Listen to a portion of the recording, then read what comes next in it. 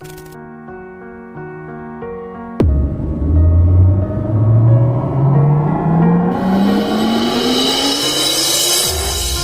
Morning students, आज हम आपके लिए फ्यूचर इंडेफिनिट टेंस लेकर प्रस्तुत हुए हैं, जिसका कि आप और हम सभी मिलकर के विधिवत अध्ययन कर रहे हैं।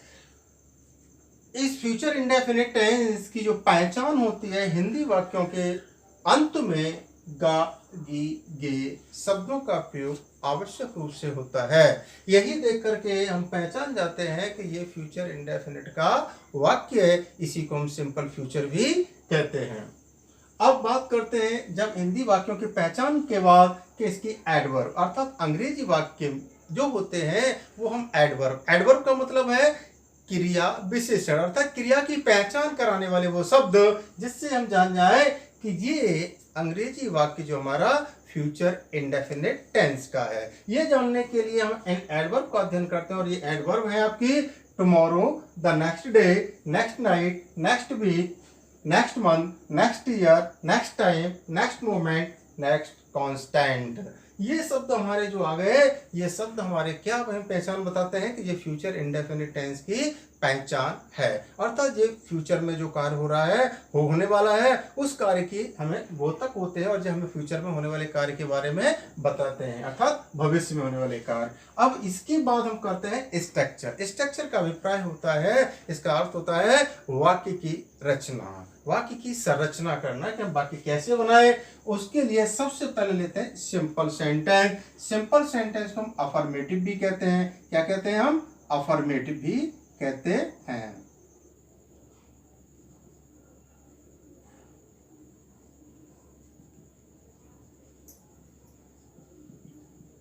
अफर्मेटिव भी कहते हैं। तो सबसे पहले सब्जेक्ट। सब्जेक्ट क्या है हमारा? डूअर, कार्य का करने वाला। जो कार्य को करता है उसे हम कर्ता कहते हैं। यही हमारा जो मूल चीज होती है वो सब्जेक्ट है। प्लस शैल या विल। शैल और विल क्या होता है? शैल और विल जो होता है हेल्पिंग वर्ब के रूप में, सहायक क्रिया के रूप में प्रयोग किए जाते हैं फ्यूचर टेंस के अंतर्गत। प्लस B1 अर्थात मुख्य क्रिया की फर्स्ट फॉर्म, अर्थात जो किसी कार्य का करना या होना पाया जाए उसे हम क्रिया कहते हैं। तो क्रिया की पहचान हो जाती है, अर्थात जो भी है doing words are called verbs. Plus object, अर्थ जिस कार्य को किया जाता है वो कार्य क्या कहलाता है? ऑब्जेक्ट, कर्म कहलाता है। Plus others. अदर्स क्या होता है? अदर्स कर्ता, क्रिया, कर्म आदि शब्दों को छोड़कर जो भी वाक्य के साथ में जुड़े होते शब्द हैं उन शब्दों को ही हम अदर्स कहते हैं, अन्य शब्द कहते हैं।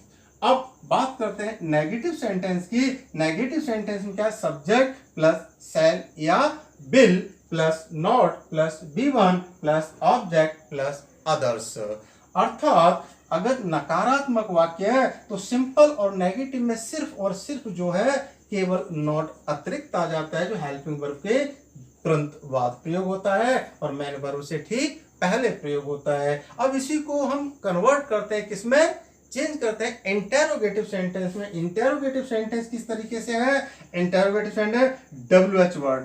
WH वर्ड क्या होते हैं? प्रश्न सूचक शब्द, यानी क्वेश्चन वर्ड। क्या, क्यों, कब, कैसे, कहाँ, किसने, किसको, है जो शब्द होते हैं। और ये शब्द जब हिंदी वाक्य के मध्य में प्रयोग होते हैं तो इनकी अंग्रेजी हमें अंग्रेजी बनाते समय सबसे पहले लिखनी होती है। अब बात करते हैं इसके तुरंत बाद शैल और विल। WH वर्ड के बाद, क्वेश्चन वर्ड के बाद शैल और विल अर्थात हेल्पिंग वर्ब के रूप में। और इसके साथ WH वर्ड के बारे में एक चीज और है, अगर इनकी जरूरत है तो इसका प्रयोग करेंगे, अन्यथा नहीं, क्योंकि हमने अंडरलाइन कर क्रॉस कर रखा है। अब बात करते हैं सब्जेक्ट की। सब्जेक्ट यानी कार्य का करने वाला प्लस नॉट। नॉट अगर प्रश्न इंटेरोगेटिव सेंटेंस कैसा है? नकारात्मक अर्थ में है तो निश्चित रूप से नॉट का प्रयोग करेंगे। प्लस वर्ब की फर्स्ट फॉर्म यानी मुख्य क्रिया की first form plus object plus other plus question mark. Question mark को वाक्य के अंत में जरूर लगाएं। अब बात करते हैं इसके नोट की। नोट क्या होता है कि हम ये पहचाने कि ये शैल और विल किसके साथ प्रयोग होते हैं। तो यहां पर हमारा क्या है? नंबर 1 आई व वी के साथ शैल प्लस B1 का प्रयोग करते हैं। B1 का प्रयोग करते हैं। साथ में सेकंड नंबर पर you, they, he, she, it, name and all other subject के साथ विल प्लस वर्ब की फर्स्ट फॉर्म का प्रयोग किया जाता है। इस तरीके से हमने अपने स्ट्रक्चर को सबसे पहले हिंदी पहचान जान ली, एडवर्ब को जान लिया, फिर इसके स्ट्रक्चर्स सिंपल, नेगेटिव, इंटरोगेटिव को अध्ययन किया, फिर हमने नोट को जान लिया कि हम किस तरीके से सेल और विल का प्रयोग करते हैं। इसके बाद बात आती है कि हम एक्सरसाइज, इसका अभ्यास कैसे करें। एक्सरसाइज हमारी 3 तरीके की होती हैं। Number 1 translate into English, number 2 fill in the blanks and third number choose the correct alternative choice MCQ। अर्थात जो हमारे नंबर 1 ट्रांसलेट इनटू इंग्लिश, इसमें एक दिया गया हिंदी का वाक्य होता है जिसे इंग्लिश में, अंग्रेजी में हमें कन्वर्ट करना होता है, अनुवाद करना होता है। सेकंड नंबर की एक्सरसाइज में एक फिल इन द ब्लैंक्स, कहने का अभिप्राय है कि जो बाकी के अंदर खाली जगह होती है और एक वर्ब ब्रैकेट में दी जाती है, उस ब्रैकेट में दी गई वर्ब को सही रूप से हमें अकॉर्डिंग टू टेंस फिल करना होता है। नंबर थर्ड में choose the correct alternative choice, अर्थात जो 4 विकल्प चॉइस जो होते हैं, ABCD 4 चॉइस हैं, उनमें से एक आंसर जो सही होता है उसे चयन करना होता है, चूज करना होता है और बाकी 3 को क्रॉस कर देते हैं। ठीक इसी तरीके से अब हम पहली एक्सरसाइज पर आते हैं, क्या, ट्रांसलेट इनटू इंग्लिश। तो इसमें एक वाक्य लिया हमने कि प्रेम कल अजमेर जाएगा। जब अंग्रेजी बनाएंगे तो क्या होगा, Prem will go to Ajmer tomorrow.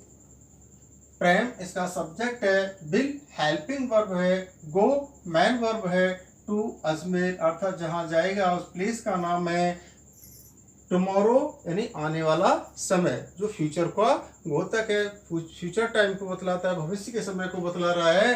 अब इसी वाक्य को हमें क्या करना है, नेगेटिव में, नकारात्मक अर्थ में बदलना होता है। तो Prem will not go to Ajmer tomorrow, केवल इसमें क्या किया, नॉट को अतिरिक्त जोड़ दिया।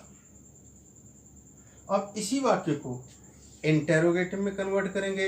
इंटेरोगेटिव में कैसे कन्वर्ट करेंगे, with helping verb, will Prem go to Ajmer tomorrow question mark, अर्थात हेल्पिंग वर्ब के साथ स्टार्ट किया। अब इसी वाक्य को हम नकारात्मक अर्थ में भी बदलेंगे, will Prem not go to Ajmer tomorrow, क्या प्रेम कल अजमेर नहीं जाएगा। अब इस वाक्य को क्या करें कि एक WH वर्ड के साथ, WH वर्ड अर्थात कोई सा भी हो सकता है, सिंपल लिख लिया वाई से, तो why will Prem go to Ajmer tomorrow question mark. जिस तरीके से हमने विल हेल्पिंग वर्ब के साथ शुरू किए थे, तो अब हमने इसको वाई से शुरू किया। इसी वाई वाले वाक्य को भी नेगेटिव सेंस में प्रयोग कर रहे हैं, why will Prem not go to Ajmer tomorrow question mark. इस तरीके से हमने 2 वाक्य WH वर्ड वाले तैयार किए, जिसमें एक वाक्य सिंपल पॉजिटिव सेंस में है तो दूसरा वाक्य दोनों में ही नेगेटिव सेंस में है। अब exercise number 2 fill in the blanks. जिस तरीके का मैंने आपको बताया कि इसमें ब्लैंक्स दी होती है, खाली जगह होती है, तो यहाँ पर आपको ये दर्शा दिया नंबर 2 में। Number 1 exercise, Mansi ... know about it tonight. अब इसमें जो नो वर्ब दी गई है, इस नो वर्ब को हमें इस ब्लैंक्स में भरना होता है। तो यहाँ क्या होगा, विल नो, मानसी के साथ विल,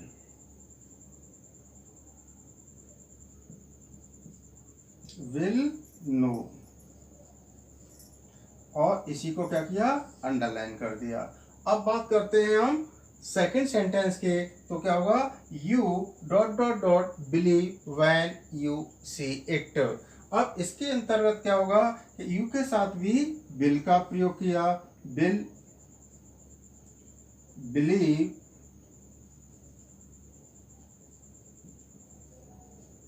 क्योंकि सेल और विल के साथ हमेशा वर्ब की फर्स्ट फॉर्म का प्रयोग होता है।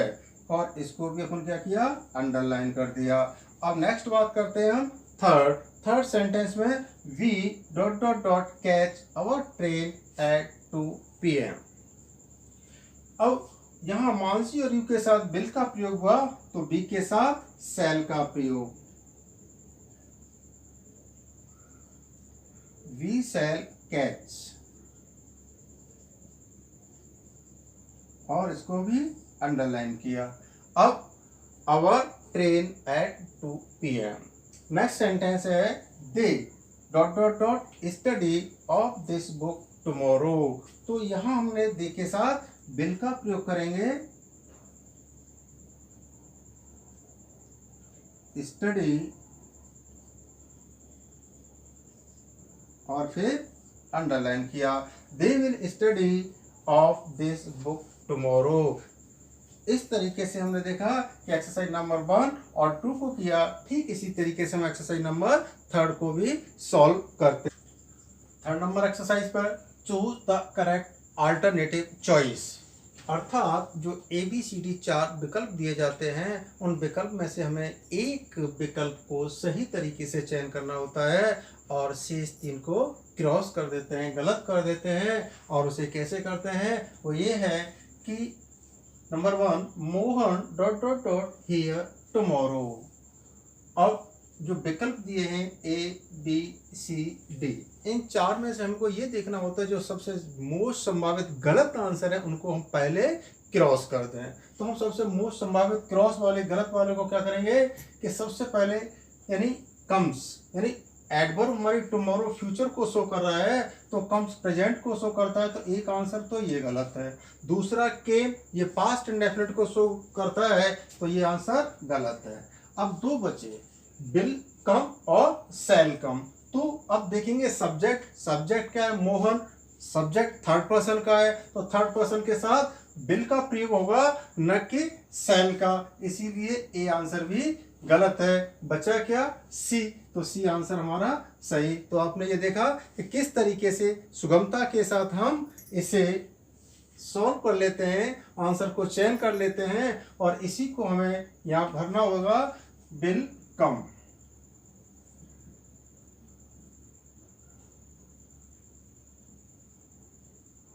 अंडरलाइन किया।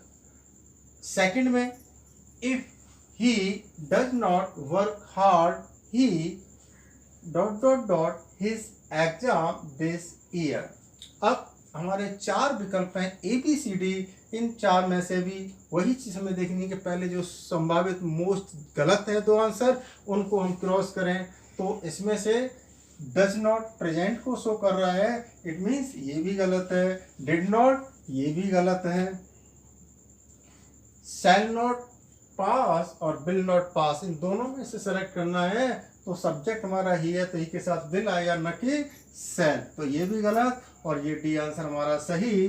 तो आंसर हमने क्या फिलअप किया, विल नॉट पास।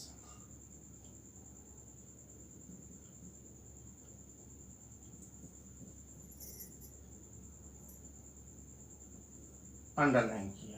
इस तरीके से हमने अपने 4 विकल्पों को सही किया, और आपको भी इसी तरीके से अभ्यास करना होगा। नेक्स्ट बात एक और जो सबसे महत्वपूर्ण है, वो है हमारे क्या, एसपी नोट। एसपी नोट का अभिप्राय मैं पहले भी कह चुका हूँ, बतला चुका हूँ आपको, क्या है, विशेष नोट, स्पेशल नोट। क्या है इसके अंतर्गत, generally shall is use with first person pronoun, यानी सामान्यतः जो हम फर्स्ट पर्सन प्रोनाउन के साथ ही शैल का प्रयोग करते हैं। शैल का प्रयोग यानी आई और बी, फर्स्ट पर्सन प्रोनाउन में क्या आता है, आई और बी, तो आई और बी के साथ हम इसका प्रयोग करते हैं।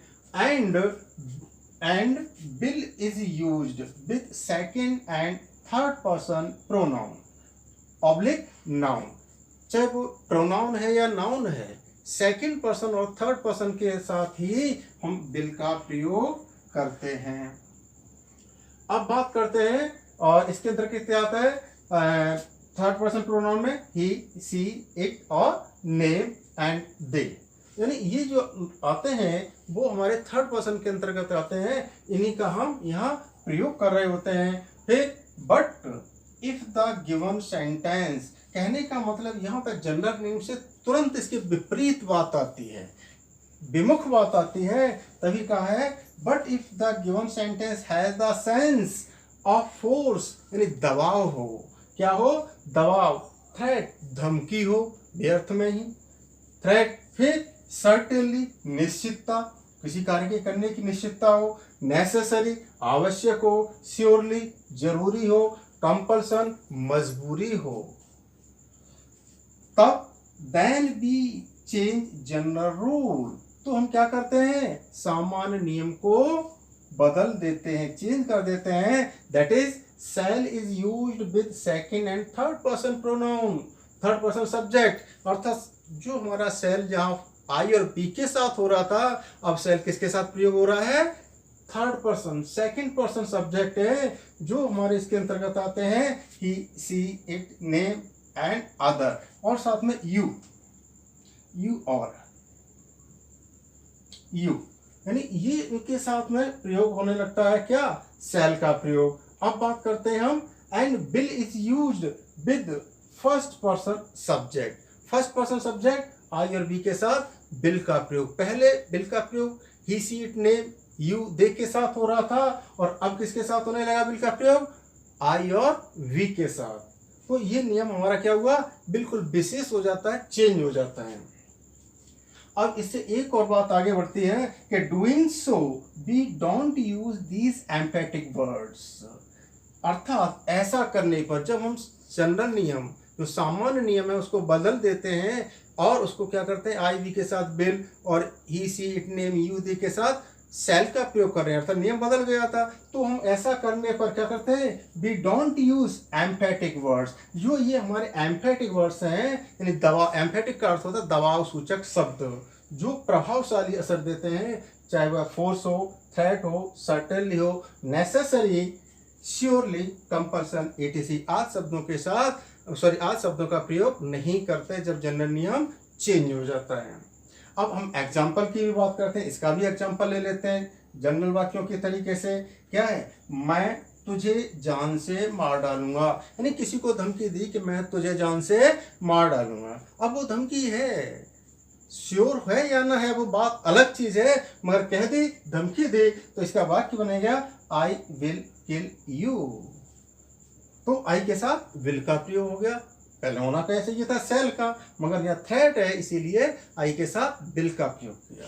नेक्स्ट, वह यहाँ अवश्य आएगा, अवश्य शब्द जोड़ दिया, तो क्या हुआ, वह यहाँ अवश्य आएगा, ही शैल come here, he shell come here, अर्थात वह यहाँ अवश्य आएगा, यानी ही के साथ बिल का प्रयोग होना था, वहाँ ही के साथ शैल का प्रयोग कर दिया। इस तरीके से आपने यहाँ सीखा, और नेक्स्ट वीडियो में हम आपके लिए फ्यूचर कंटिन्यूअस टेंस को लेकर आएंगे, जो आपको भी विधिवत अध्ययन करना होगा। इसे आप शुरू से अंत तक वीडियो को देखकर अध्ययन करें, सीखें और अपने जीवन में लाभान्वित हों। Thank you.